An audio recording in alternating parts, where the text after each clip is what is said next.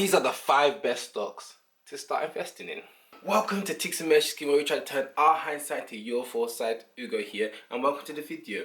Now, I've had a lot of people ask me, Ugo, this investing thing sounds nice, but where do I start in? Where do I start investing in? What stock should I pick? Where should I do? There's so much research involved. I don't know. I see the high returns. I see the low returns. Can I lose my money? Oh my days, I'm so confused. Where do I start? Maybe I won't even start right now. Hold up, take a breath, take a chill pill. Come back. Now in this video we're going to tell you some stocks that you can consider investing in, and we're going to tell you the top 5 stocks in my opinion that you could invest in. Understand that this is not financial advice. I am not a qualified financial advisor, and even if I was, it wouldn't be yours. So if you need financial advice, go and seek a financial advisor. But these are in this video is stuff that I would do. So back into the video.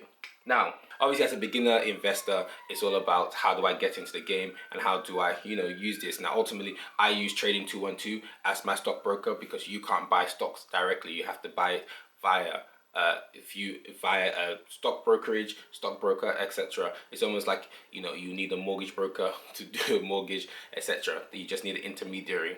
So straight into it, we're going to take the 5 best stocks. That's what you came here for. That's what we're going to give to you because we're here about helping you and not wasting your time. 1. The S&P 500 index fund, specifically the Vanguard S&P 500. You can buy this on via Trading212, and this ticker symbol is VUSA, VUSA. Now, ultimately, because this is the UK version of the stock, and the difference between an ETF and an index fund is just the fact that you can buy this on via the stock market index funds. You have to go straight to the index fund provider, so you'd have to go straight to Vanguard's platform. Now, this S&P 500 is pretty much the best stock for majority of you guys out there. In fact, if you just only focus on that stock and forget about the rest of the stocks that I put in this list, then you'll be fine. The S&P 500 has never produced a negative return within a 30-year period, and averages on a 30-year period about between a 7 to 10% year-on-year return.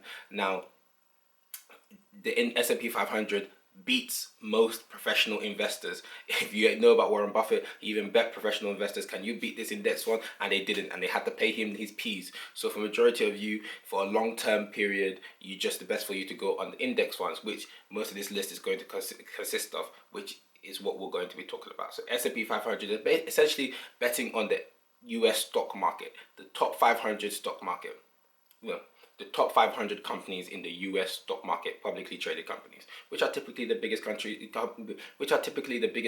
in the world. Number 2, the FTSE 100 index fund or ETF. And obviously in these, I'm mainly talking about the ETFs because you can buy them via the stock market, via the Trading212 stock app. Now, obviously in this one, we're talking about the Vanguard FTSE 100, which is VUKE, VUKE.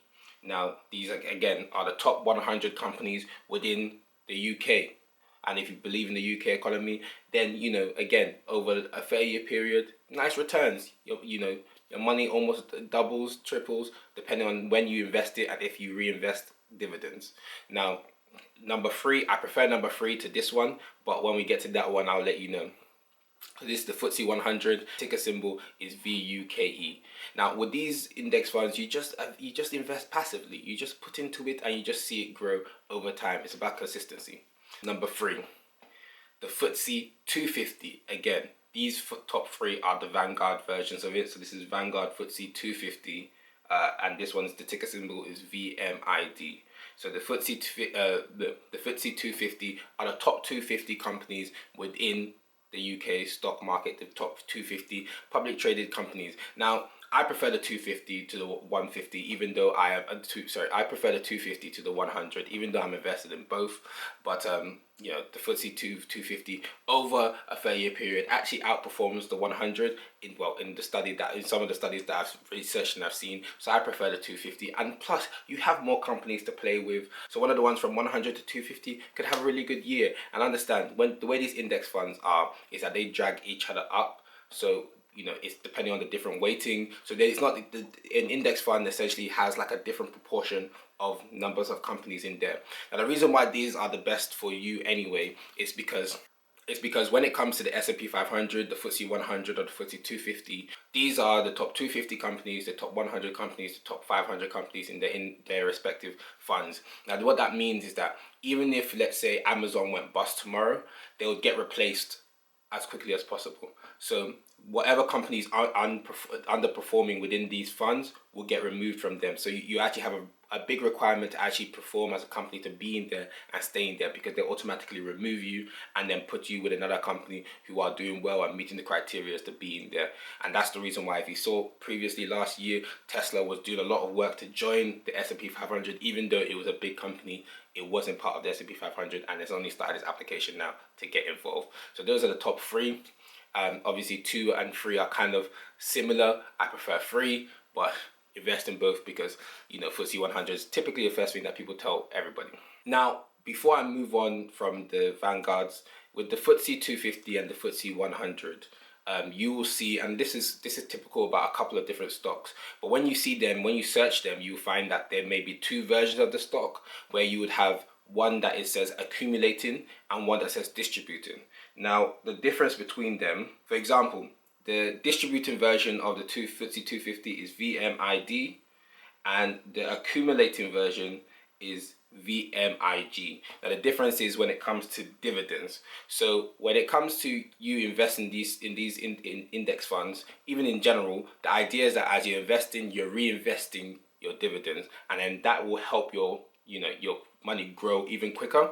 Typically, when they distribute dividends, which is just a payment, a profit sharing to investors, and you get like a small percentage of it. So if you see the dividend yield, they'll tell you the percentage relative to the stock how much you would get.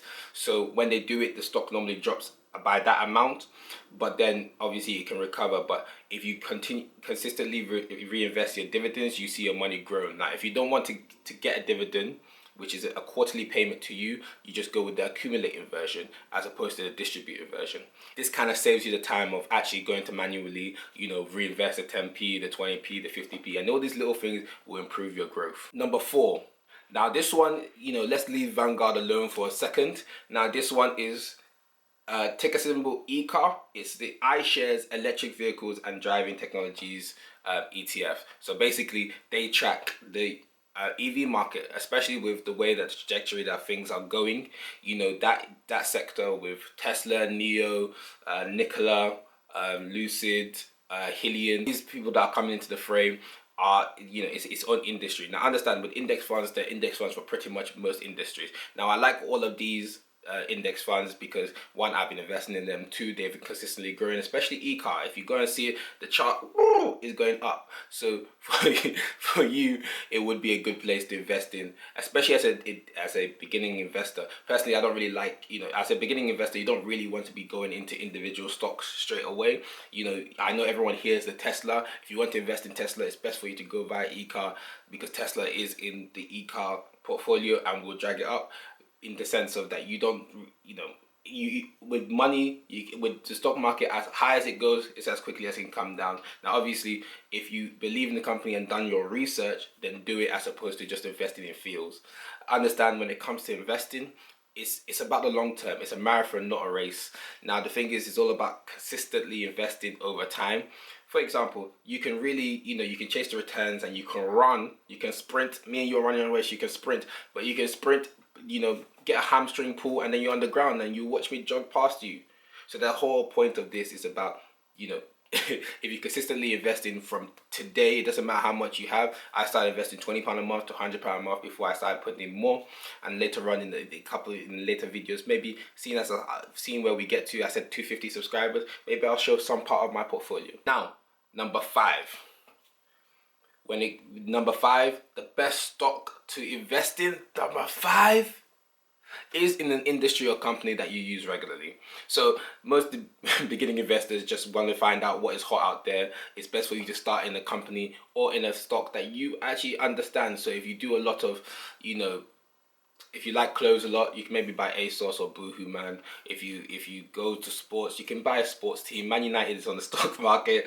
Borussia Dortmund is the stock market. If you like music, you can buy, into Spotify. You can buy into Apple Music or any of those ones. Anything that you or industry you actually understand should be your first actual stock that you pick to buy in as an individual stock. So that's the one that you already understand, you use regularly, and then in that sense as well, you can now do your research in it more passionately because you actually already understand it. Because I understand doing research is kind of long, all that kind of stuff, but this should be your first one in a company you understand. If you drink a lot, you know, of fizzy drinks, buy Coke. If you eat a lot of fast food, buy McDonald's. If you eat a lot of KFC, go and buy their parent company, which I believe is it Yum Brands.